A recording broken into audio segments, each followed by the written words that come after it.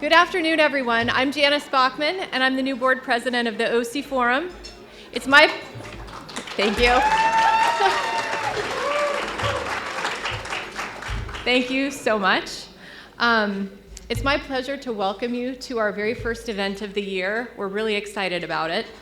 I've served on the OC Forum for a number of years, many years actually, and it's such a privilege to be among the board members that we have and the great group of people who serve on our board and also create these great programs. It's also great just to be a part of these important discussions that we have in the community. I want to take a moment to thank you all for being here and for your continued support of the forum. Your engagement and dedication are what really make these impactful conversations so meaningful and so successful. So we've got a great program lined up today. Orange County's newest members of the U.S. House of Representatives, Derek Tran and Dave Min, will share firsthand insights into their priorities, challenges, and how their decisions are going to shape the future of Orange County. So thank you so much for being here.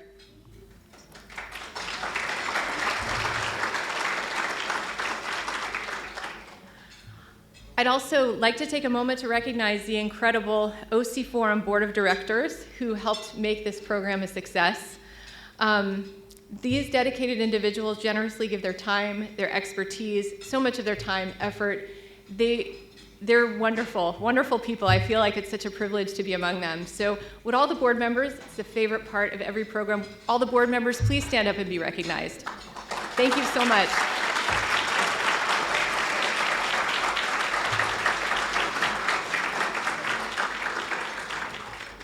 In addition to our featured speakers, we're honored to have some local elected officials joining us today. Thank you so much for taking the time to attend our program. Please give local elected officials a round of applause as well.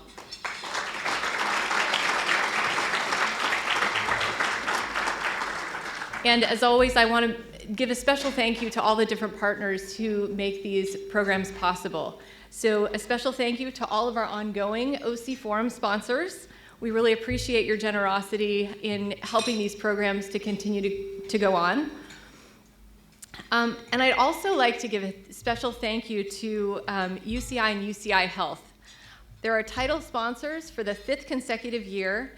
And before we begin our program, our partners at UCI would like to share a few words with you. So please join me in welcoming to the stage UCI's Assistant Vice Chancellor of Community and Government Relations, Alberto Sandoval.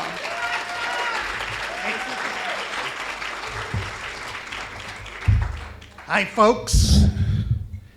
You know, it's great to be here on behalf of UCI and UCI Health, but it's great to be among friends.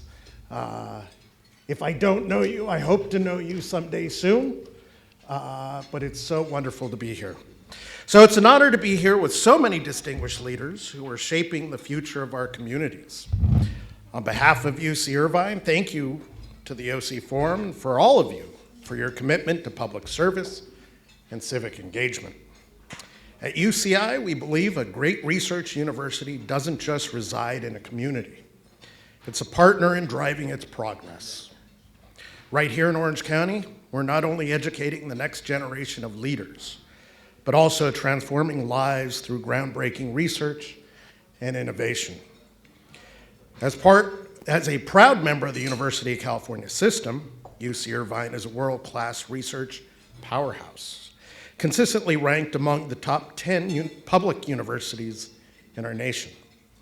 Our research and faculty are tackling the world's most pressing challenges, from advancing cancer treatment and neuroscience breakthroughs to pioneering solutions for climate resilience and sustainable energy. But what truly sets UC Irvine apart is our commitment to impact. Our discoveries don't sit in labs or academic journals. We put them to work in the communities we serve. Our UCI Health enterprise is revolutionizing patient care. As Orange County's only academic healthcare system, our 4 new community hospitals across the region, and a new state-of-the-art medical complex rising in Irvine, we're expanding access to world-class care for our community. On campus at the Samueli Integrative Health Institute, UCI is transforming healthcare by blending the best of modern medicine with proven integrative therapies like nutrition, mindfulness, and acupuncture. By focusing on whole person wellness and prevention, we're not only improving patient outcomes, but also redefining how we approach lifelong health. Our researchers are unlocking the mysteries of Alzheimer's disease, work that is transforming care for millions of families. And we're leading national efforts in air quality, public health, and mental health solutions that improve lives right here in our backyard. UCI Beale Applied Innovation bridges research and industry, turning breakthrough ideas into real-world solutions. By connecting UCI's top minds with entrepreneurs and investors, it has helped launch over 100 UCI-born startups, creating jobs, driving economic growth, and bringing life-changing technologies to market. Beyond research, UCI is also an economic engine, generating $7 billion in annual economic impact and serving as Orange County's second largest employer. The first largest employer is in the room, too.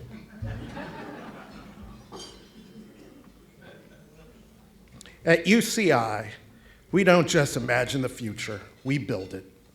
And we do it in partnership with leaders like you. So I invite you to visit our campus, explore our research, and collaborate with us, because together we can shape a healthier, more innovative, and more prosperous future for Orange County and beyond. Thank you.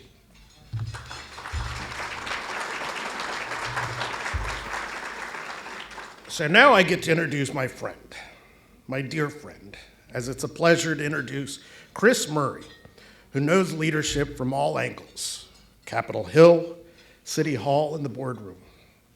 She started her career as a legislative aide in Congress and went on to serve as Anaheim's mayor pro tem, shaping policy across Southern California for over 30 years. Now executive director at ACCOC, she chairs the California Water Regional Quality Board for our region and serves on multiple boards tackling water, conservation, infrastructure.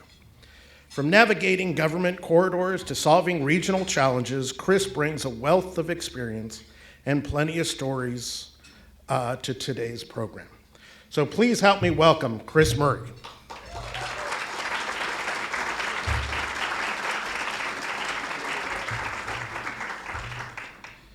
I'm also pleased to introduce our featured guest speakers, Representative Min and Derek Tran.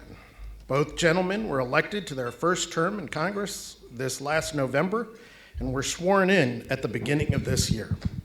Like our freshman class, they too are freshmen. Congressman Min previously was a law professor at UC Irvine before serving in Sacramento in the California State Senate. Congressman Tran is a small business owner and also an attorney who would fight on behalf of consumers and workers. Together, they represent 18 Orange County cities in our nation's capital. Ladies and gentlemen, please help me welcome Congressman Min and Derek Tran.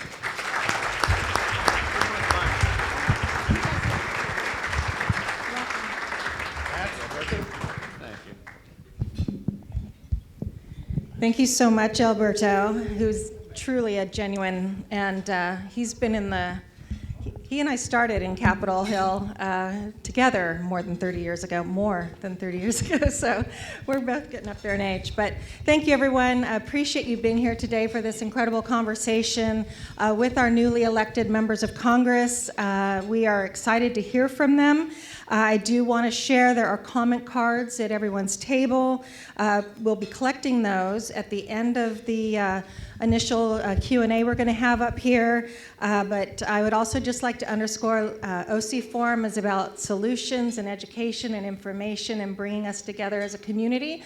So there are forums for politics, but this is not the forum for that. So please keep all questions brief and informative and policy focused if you would. And I will be the ultimate gatekeeper, and I'm really good at that. So.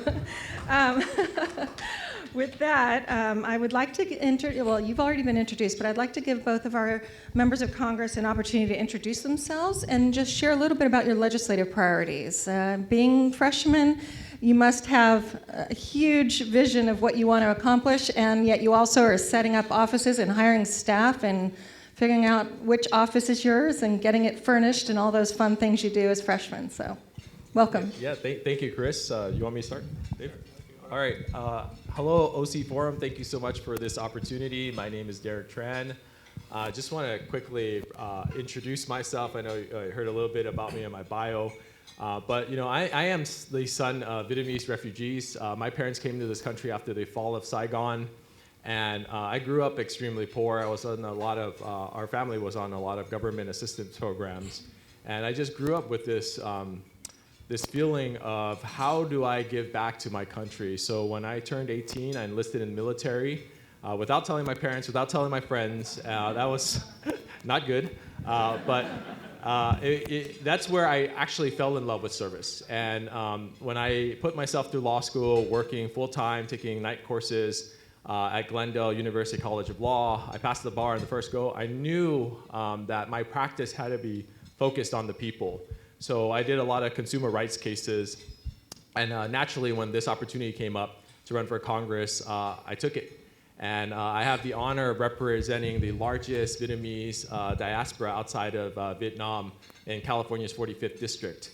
And it is a great honor and privilege. And with that, my priorities is to make sure that working class families are able to afford groceries, able to pump the gas in their car, and be able to pay for childcare.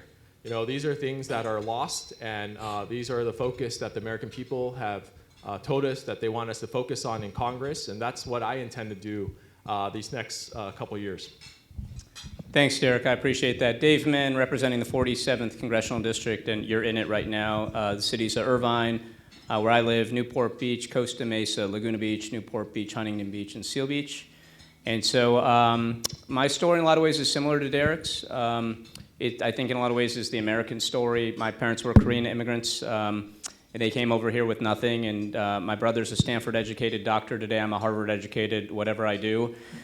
And I think they're finally like, okay, Dave, you did a pretty good job because my brother's a doctor, younger, taller, so he's setting the standard. And like Derek, I've spent my life giving back. So my very first job out of law school was at the SEC. It was right after Enron and WorldCom. Turned down Goldman Sachs actually to go the other way. This was a time right after 9/11 as well, and I wanted to serve my country. I'd just gone to a fancy law school, and I figured that was probably the best way to put my legal skills to use. And went on from there to work in Congress for Senator Schumer at a think tank before coming to UC Irvine. And I did not think I'd be a politician 10 years ago. I'd seen Chuck Schumer call people for money all the time, and it's not something I thought any sane person would ever want to do. But I felt motivated to step up because I think this country, it was clear even a decade ago, was going in the wrong direction. And that there are huge fractures, and we're seeing those fractures manifest. And I spent my limited time in public service, so I had the privilege of serving a lot of the same area in the state Senate for the past 4 years. And I think some of you know some of the priorities I was pushing there: gun violence prevention, meaningful action on the climate crisis we're facing, strong emphasis on public education, women's reproductive rights, things like that can move our society forward. And I think that my philosophy was summed up back then by a quote I often used from the Greeks: a civilization is great when its elders plant trees whose shade they know they'll never sit under. And for me, that idea of paying it forward and investing in our future is something our country got away from, something I believe we need to get back to if we want to heal the divisions that exist in this country. And so I do want to keep working on those same priorities right now. I'm on the Natural Resources Committee.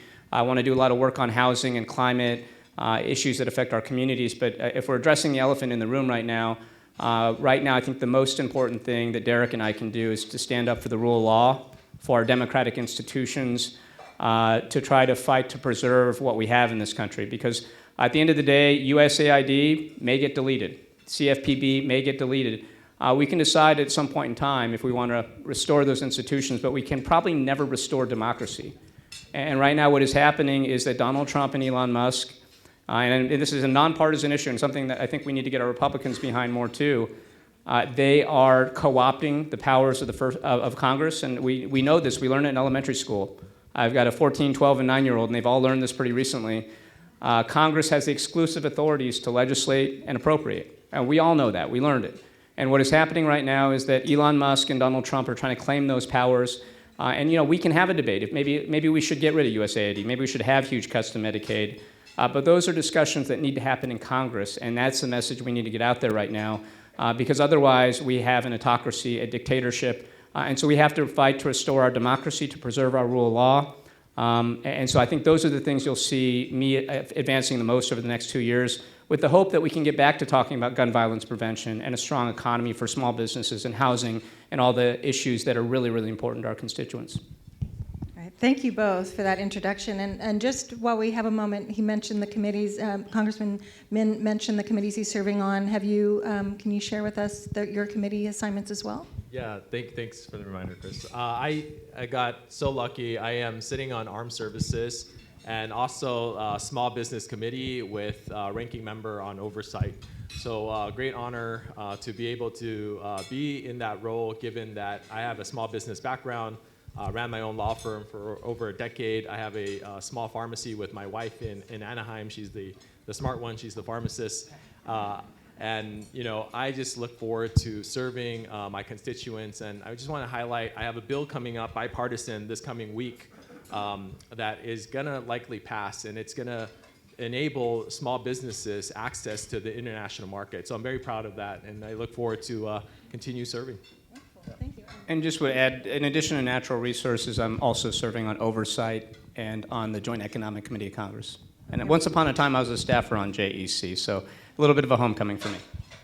Wonderful. Thank you both.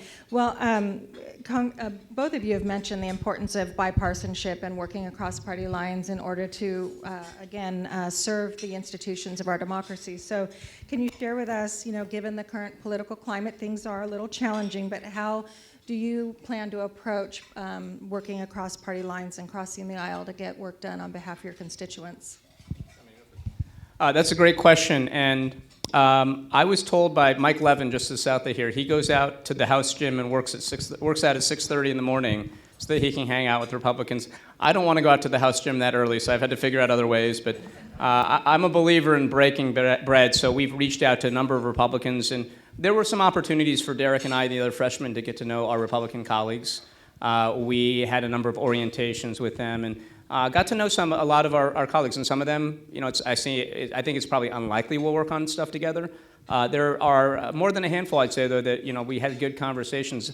There's a gentleman I don't want to name that we had a good conversation about California wildfires, and he's from the Midwest, but we kind of agreed that the wildfires were not caused by anything California did on our water policy, but that we did have major changes that we ought to be making to our insurance policies here in California so that we don't have a mass exodus, and we're going to face that problem very soon.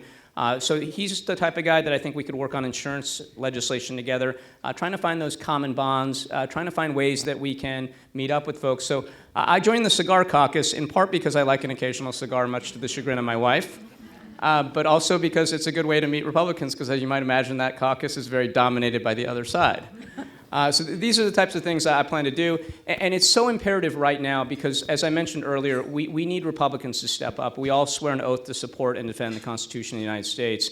And I know that we all want to ignore what's happening right now, but we need our Republican colleagues to stand up and assert our congressional imperatives right now, that the separation of powers is a sacrosanct part of the Constitution.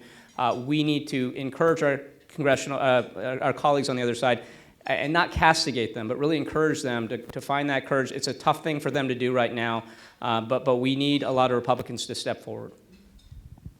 I think for me it's a little easier given that I'm a pretty centrist Democrat, and coming from a military background where I don't look at people's color or their party affiliation. I just look at where we can build common ground and serve our community. That's the most important thing to me. I won this election by 653 votes. 653 votes. There were a lot of Trump-Tran voters, and look, thank you. I mean, it was a tough election, right? And there's a recognition that we have to work with each other. There has to be room for compromise. as a litigator, trial lawyer, I recognize that the best way for my clients to benefit when I was working on cases was for me to build a good relationship with opposing counsel. That's the same type of mentality that I've taken in Washington, D.C., is to build relationship so then I can serve my constituents and the American people. Thank you. Really appreciate both of your perspectives. With regard to, we're going to switch gears a little bit and focus on economic growth and infrastructure. And infrastructure is everything from water, housing, transportation. It's basically the foundation to the quality of our lives in our communities. So what measures are you advocating to support economic growth? And you did talk a little bit, both of you, a little bit about small business support, but also job creation and some of the critical infrastructure needs we have in our region. Yeah, I'll start this one. I think building on clean energy jobs is something that I would like to focus on, and I think that's a great way for us to build up our economy. I truly believe that small businesses are the backbone of this economy and the lifeblood of this economy. My parents own a corner market. I own my small business, and there's so many small businesses out there that needs help. There are entrepreneurs out there that needs access to capital so they can start their own business. There are businesses that are struggling. They need access to capital. These are things that I hope to help sitting on small business. But outside of that, legislation where we can bring in more infrastructure development is key. But we got to get there, and I don't know how we can get there given the current status. Thanks, Derek. So I have a similar background in a lot of ways to my predecessor, Katie Porter. We both taught at UCI Law. I was a year behind her at Harvard Law School. I will just say I taught with PowerPoint, not with a whiteboard when I was at UCI, so there's differences between us. And look, there's a lot to look up to the example she set, but one of the differences between us, I think she was known for not accepting appropriations into the district for district priorities, and that is not something that I will follow. That's something I'm going to break off with her on. So we are looking to actively to fund projects in our cities, and I know that that probably means my staff will be overwhelmed with requests after this, but sorry, Steph, sorry, Matt. But I think it's important that we get our fair share of taxpayer dollars, and we know that California pays about $1 for every 60 cents we get back.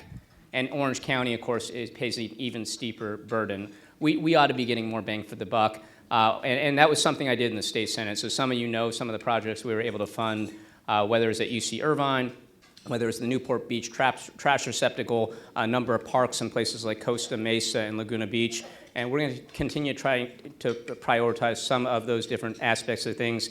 On the business front, look, the federal government is very different than the state, and I spent 4 years in the state trying to solve or trying to ameliorate some of the problems we're facing where the institutional incentives for state lawmakers are to create new, bigger things and not to ever edit out existing regulations. And Tom Daley, my friend and good former colleague in the state legislature, knows this all too well because he was fighting the same battles.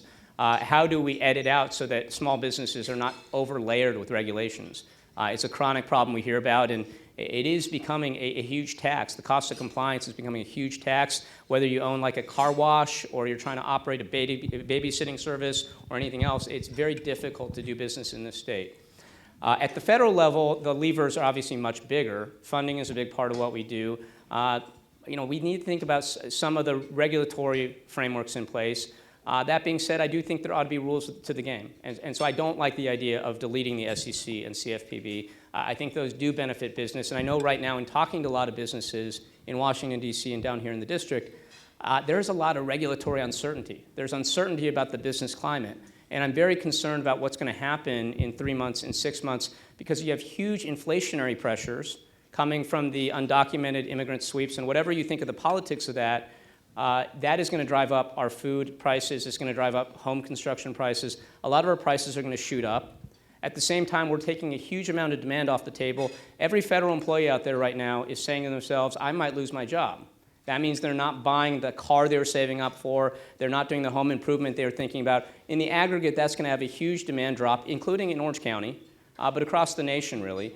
The tariffs, of course, will drive up prices. And the fact that nobody knows what Elon Musk might target next means that businesses are hesitating to invest in that next project that next research investment.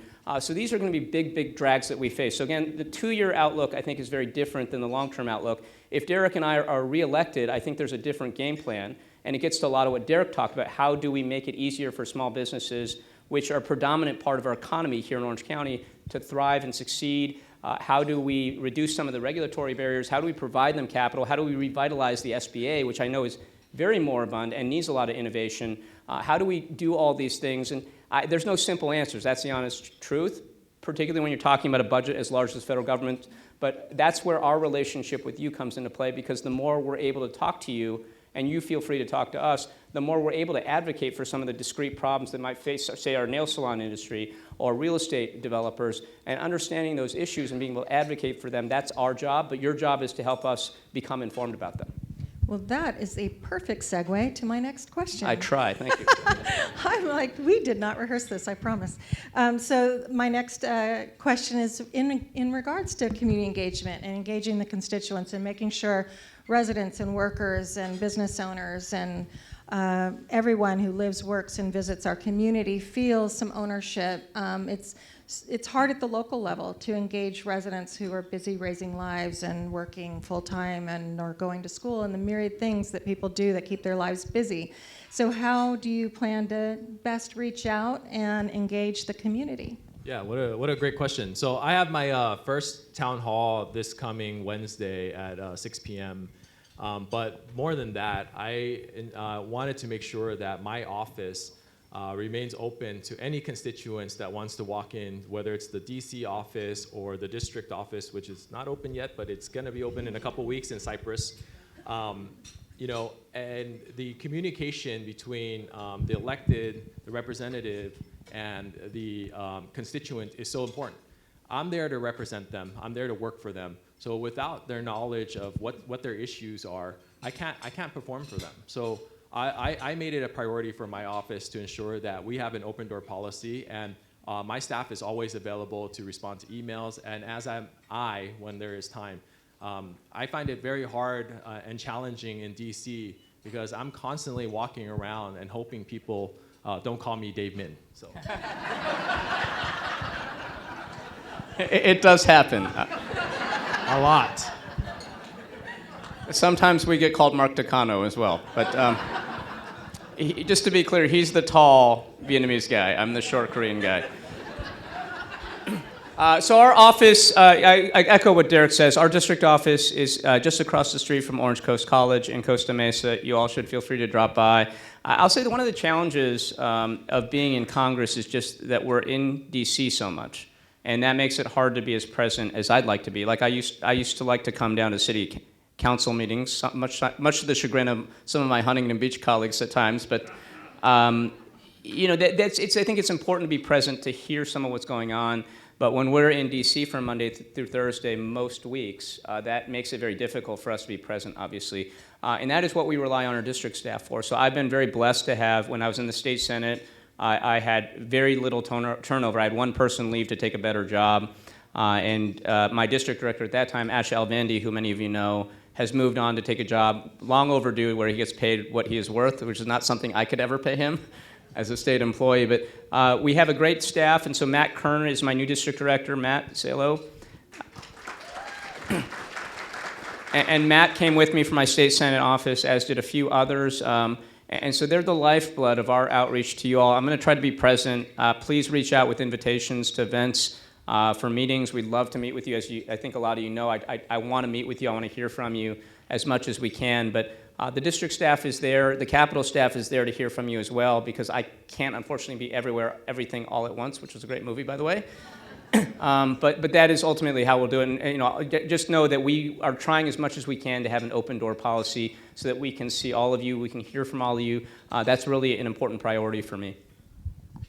Thank you so much. And I think we should give some love to this side of the room because we're so focused in the center. So maybe we They're switch. cheering louder on this side. I'm keeping track. Exactly.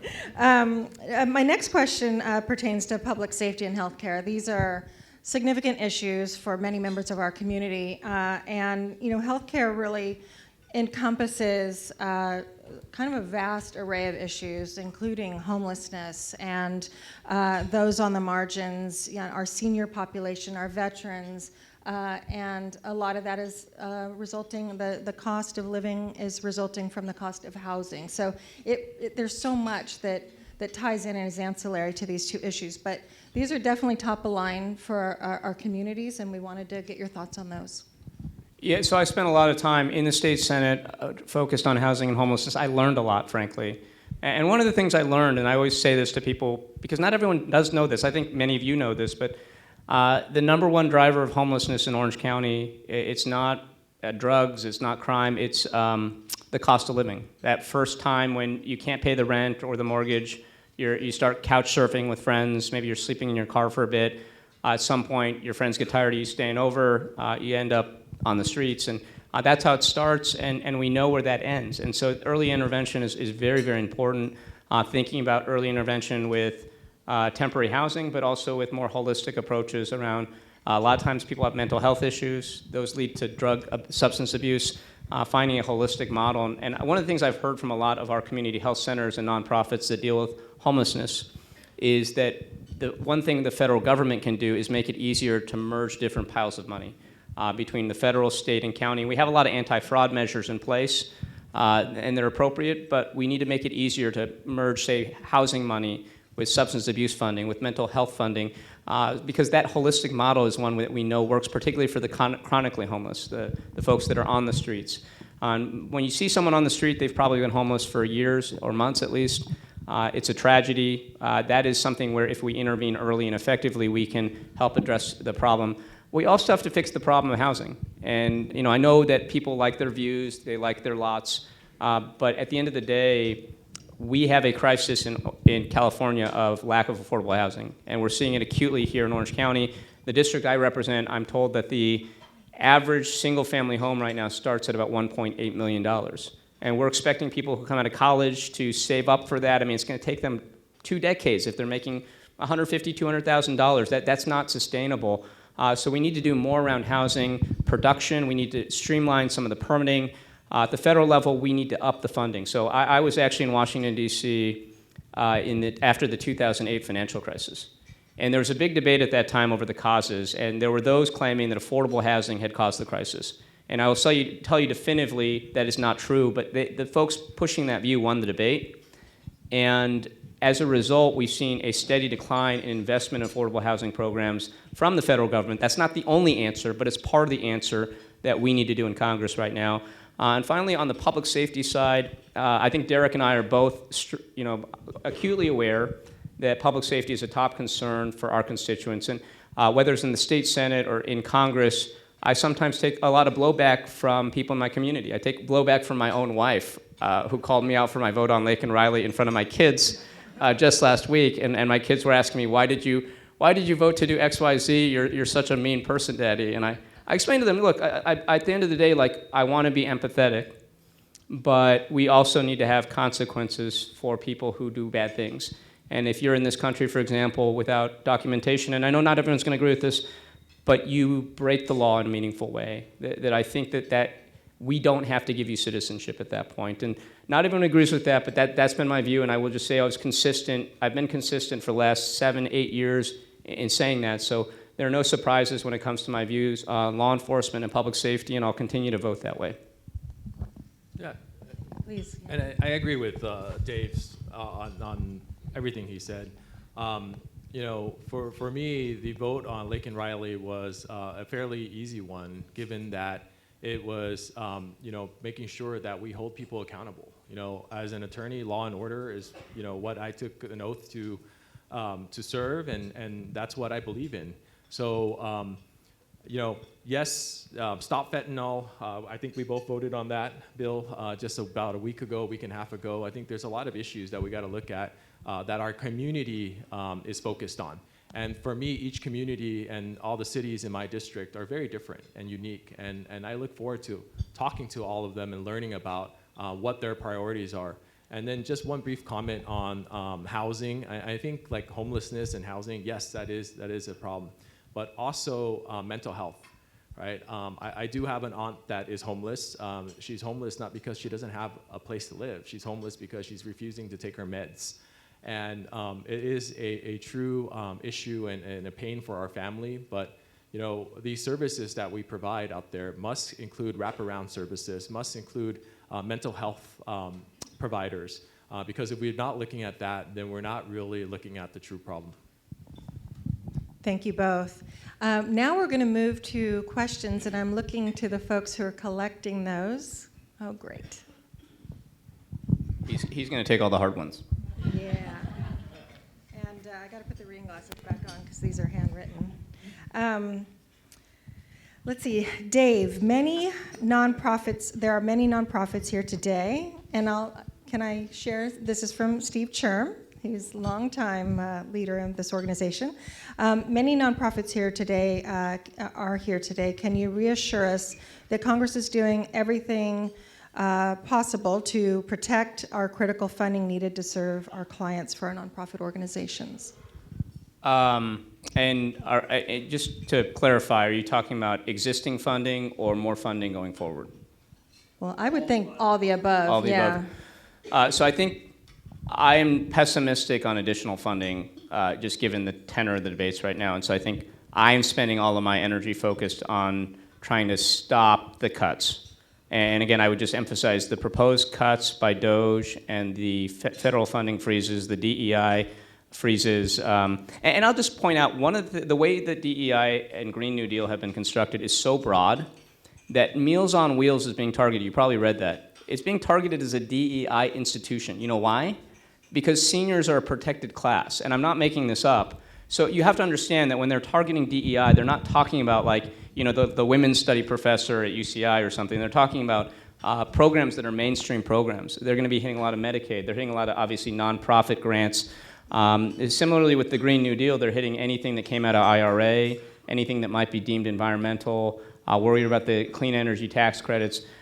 So I am fighting, the Democrats are fighting. I think within our caucus, I'll just share, and I want this to be nonpartisan because it's a nonpartisan event, but on our side, there's kind of a difference of opinion between those who think we should focus more on economic issues and the price of eggs versus those who think we need to be countering right now more aggressively because everything that is happening right now, again, is blatantly illegal. They are violating a number of laws, and we started to see some Republicans coming out. Last night I just saw that the first Republican came out on social media and said that what Trump and Musk are doing is illegal, that it's up to Congress to decide these funding, right? That when we legislate and create an agency, when we appropriate money, that you can't just undo that, right? The president or anyone else does not have that right. So I'm hoping that we'll see more of those people come out of the woodwork. Frankly, we're going to need some of those votes if we want to stop this. But we are trying, we are just differing on how to do this, and that's why you have kind of seen a multitude of strategies on how to deal with this. But we all know that all of these funding streams are very, very important for our constituents. They're also important for red state constituents and red districts, right? So Young Kim has Medicaid recipients in her district. She has veterans who will lose their veterans care and VA benefits if these cuts go through. They have nonprofits and community health centers just like we do. So these cuts are very broad-based, and I like to say, I actually said this on Oversight the other day, the math on this just doesn't add up. Yes, I'm Asian, and yes, I'm good at math, but you can be really bad at math and understand this. $2.5 trillion in cuts is what they're proposing per year. The entire domestic budget, discretionary budget, is $900 billion. All of the military is $800 billion. So you can get rid of all the USAIDs in the world, you're still not getting close to what they're trying to cut. So the real targets here, the entire federal budget, plus a good chunk of Medicaid, and yes, also Social Security and Medicare. They just don't want to say that part out loud. So this is a very, very sweeping attack, and they're doing it extra constitutionally insofar as they're trying to do it through the executive branch without going through Congress. And again, our Republican colleagues have majorities in both houses, so if they decide that they want to delete USAID, cut all your funding, they have the votes to do that. Our goal right now is to make sure they take those votes and we do this the legal way, but know that we'll continue fighting for all the funding that's been outstanding. And for my districts and my communities, I'm going to keep fighting to try to prioritize our needs. Thank you. Thank you. All right. We have a question well, I'm just going to propose it to both of you, but Congressman Tran, you did mention wanting to build and advance clean energy. So from both of your perspectives, though, in order to do that, this question I'm reading, in order to do that, the protection for IRA and specifically tax credit programs, ITC and PTC, these credits benefit our energy and solar as the fastest way to deploy credits to these industries. And without tax credits, some of this energy deployment can be not cost effective or would be challenged to implement. So can you share your thoughts on those? Yeah, no, I agree with that, right? I had my clean tech meeting just a few nights ago, and we talked about cuts in the IRA and how that's going to affect job growth and environmentally friendly America. This is something that is very much on the radar of the party and how it's being. Now I'm like conscious to make sure I'm looking at both sides of the room. Conscious that we're dealing with an administration that wants to cut these programs that's benefiting red states just as much as it's benefiting blue states. So I think if we keep the pressure on and we make sure that the American people understands that, their representatives understand that, and the push is that we limit how much they cut in the IRA, and hopefully in the future there are more room for legislation such as the IRA. So as a lot of you know, I'm like a climate person and have been fighting for these priorities in the state Senate. And look, I mean, the weather patterns we're experiencing right now, 140-degree temperatures in India last year, the massive, like 100-mile-an-hour unprecedented Santa Ana winds, the hurricanes, the tornadoes, they're getting worse and worse. And we know that's going to be the case going forward, right? In 100 years, people will look back and say that this time in the 2020s was actually very cool, and it was very uniquely benign as far as the extreme weather patterns, unless and probably even if we, radically change course. So we have a crisis on our hands we have to address, and I think we should be continuing the policies of Biden as far as weaning ourselves off of fossil fuel in an economically sound and productive way, one that maximizes growth, incentivizes investment, doesn't harm working people, in fact benefits them. And China, Russia, Germany, they all see the same thing that Biden saw, which is that clean energy is the future. And getting away from that, I think, is hugely wrong, and it's counterproductive. That being said, we're in a Trump administration. Elections have consequences. The Trump administration won. Republicans won in the House and Senate, so they get to set the agenda, and they're pushing that. And look, that's not up to us. Derek and I don't get to vote. We get to vote, but we don't get to set the agenda. But that being said, what they're trying to do with IRA is totally illegal, right? This is money that was already appropriated in previous cycles. They don't just get to undo what previous Congresses did. And that is what we need to fight back against right now. And the message that we need to send, including to our Republican colleagues, is, hey, if you start setting this precedent, one, you're giving up congressional power permanently. But just think, do you want Hunter Biden or Michelle Obama or somebody else you don't like down the line being able to make those same decisions with budgets and laws that you passed, unilaterally overturning them? That is not what a democracy is about. So we need to fight to preserve this. And we need you to step up, because the business community has a stake in this. Because you rely on certainty, right? When we pass a law or appropriate incentives, money for incentives, and you rely on those to make investments, we become a dictatorship, a banana republic, if we start undoing those incentives. And you're like, wait a second, I just invested a bunch of money in this, thinking I'd have a market, and now you're pulling the rug out from me. That can't be the way that the United States facilitates business. So we need you to make that argument. We need to keep pushing forward on this and a whole bunch of other fronts. But it's that regulatory certainty that is also the case that we need to make. Thank you. Thank you both.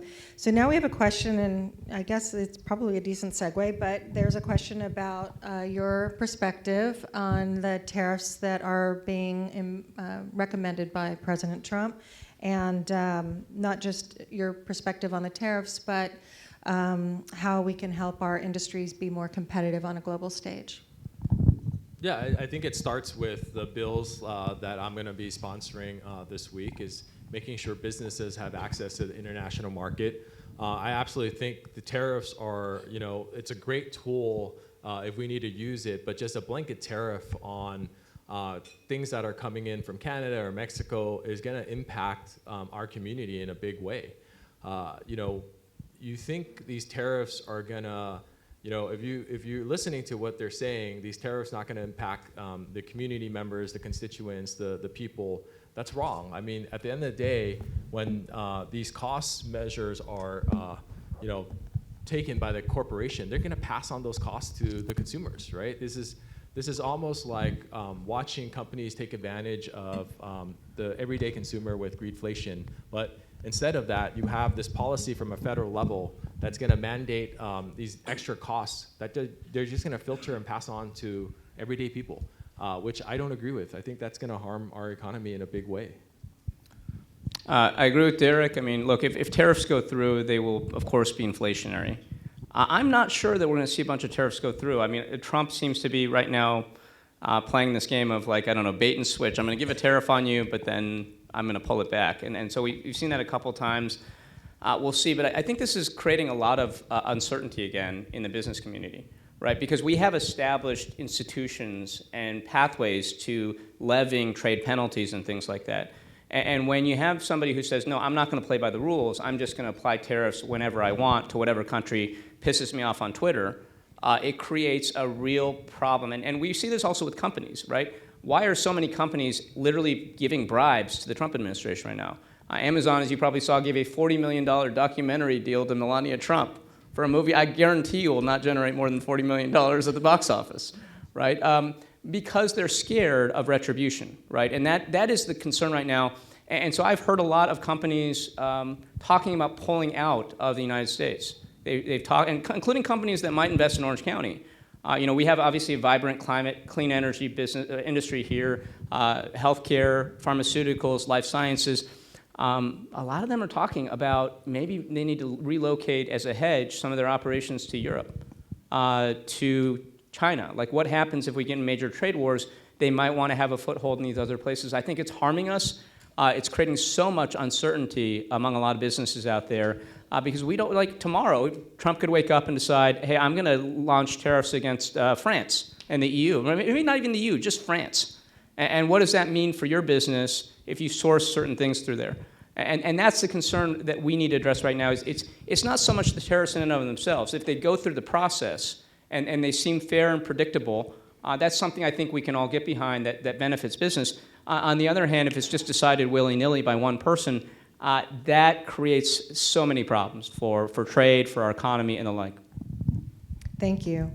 Now we have a question about, on the small business side, that it was stated up here today that innovation with SBA is needed. So what programs are you thinking of for the agency and small business in particular? That was me, and I will say at the outset, I know enough to be dangerous, and I also know enough to not speak too deeply about programs that are very complicated. So I just know that when I researched the SBA's loan programs, I was told by a lot of my constituents how difficult it was, the delays, the approvals, and so I don't pretend to know the answers, but I do know there's reform needed, and it's something we've kind of looked very briefly into.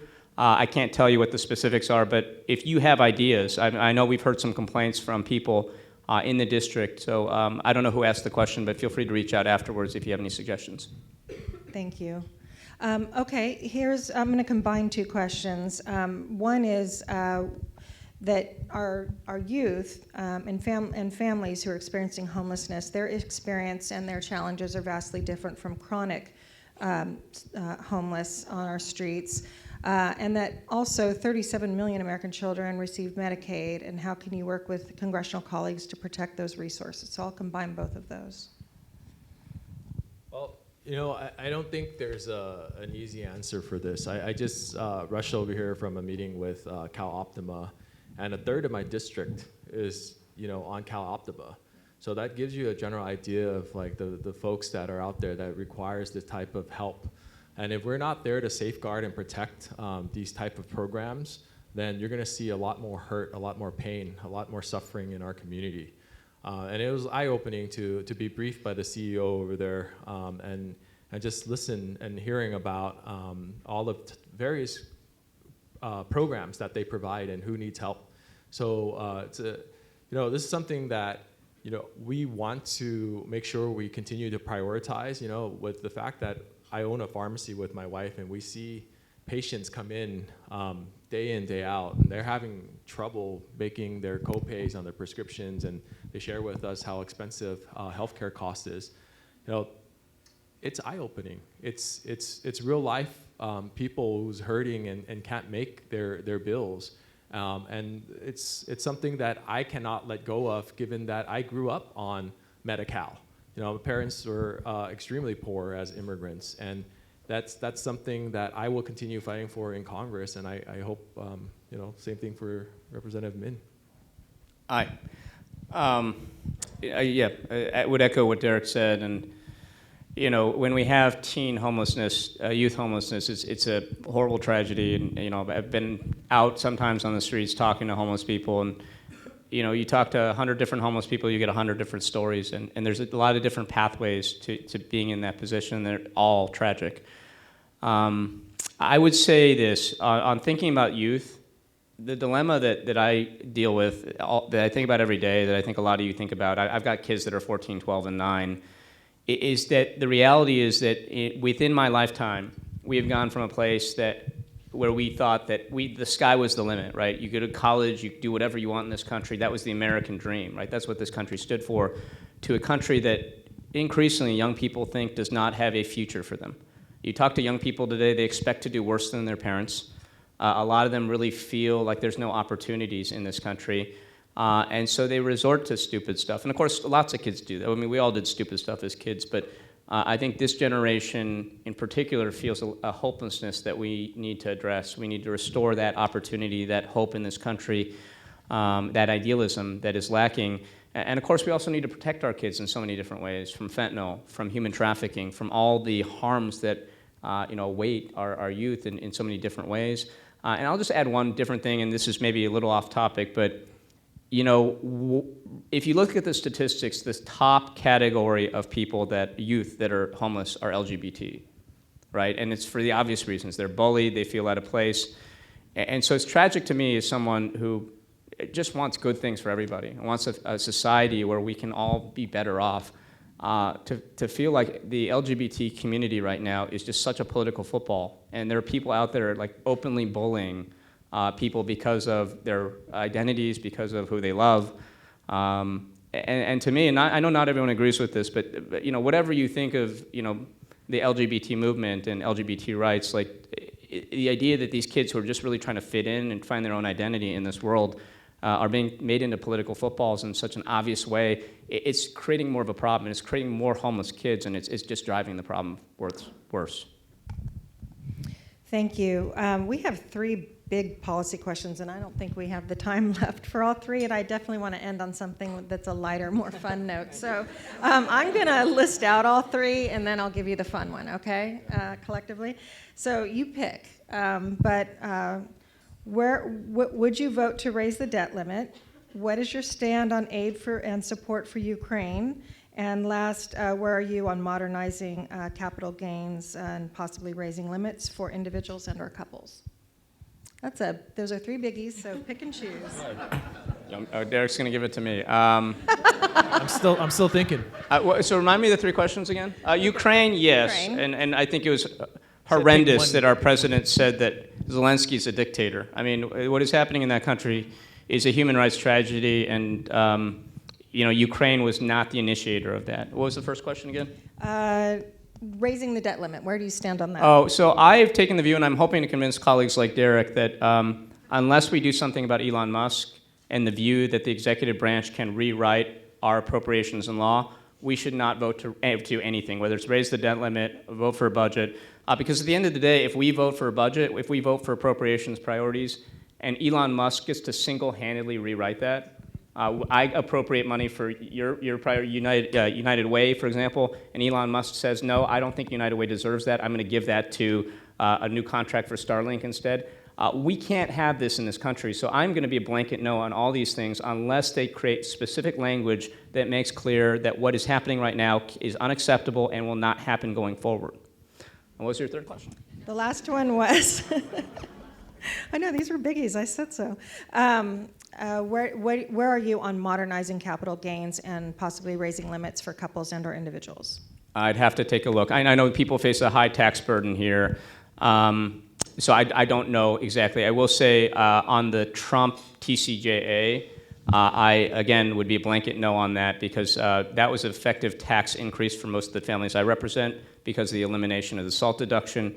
At the same time, that tax cut, if you will, went primarily to billionaires. And an obscene fact you probably didn't know, $350 billion in the last 10 years of that tax cut went to foreign investors, foreign billionaires. And that's obscene, and it is not right. And if we pass it again and extend that, it will jeopardize Social Security, Medicare, and Medicaid permanently. It will jeopardize the budget of the United States. And meanwhile, my residents get a huge tax increase. So it's an easy no for me. Thank you. You know, the best part of doing a panel with Dave Min is that he's a professor and he loves to educate and talk. And he gets to run out the time. I was like, yeah, hopefully we'll run out. I'm kidding. So I'm going to pick the Ukraine question to answer. You know, I think there are a lot of countries out there that are looking at what we're doing in Ukraine. To be specific, Taiwan, right? What's going to happen when we back out and we let Russia take over one of our allies and the sovereignty of a country is lost? That is a huge impact. That is national standing, security, national security impacts for this country.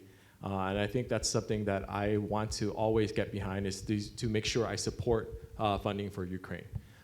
Taiwan is in a very similar situation with constant threats from China and China taking over its territory.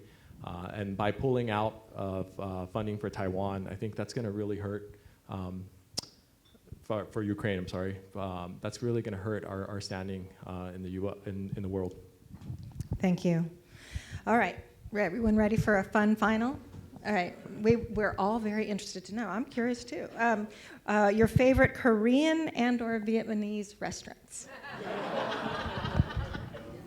I like and. Give us both. I'll do the Vietnamese one. You know, it's not fair to ask for a favorite Vietnamese restaurant because it's really what are you craving, right?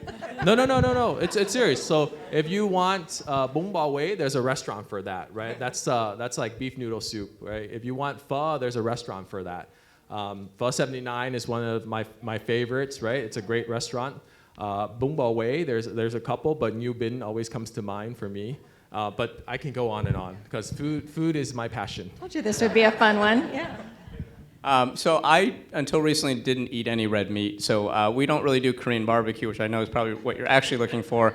Love BCD tofu, but increasingly lately, I've been taking the kids to the H Mart food court, the one on, Alton, because it's got so many options, and we love the fried chicken there. Korean fried chicken's kind of my thing, so that has a lot of great things, and the jjajangmyeon and the fried chicken are awesome there, and they're very quick. Well, thank you. I just want to wrap up by saying these gentlemen signed up to serve us in our nation's capital, and that requires significant time away from family, your loved ones. It takes a tremendous commitment on so many levels. And we just are so thankful that you're here today, that you're introducing yourselves and your priorities with us, that you're going to be accessible and available to us. We need to reciprocate and provide needed support for critical issues that we've discussed here today. But can we all give them a round of applause? Thank you. Thank you, everyone. Thank you.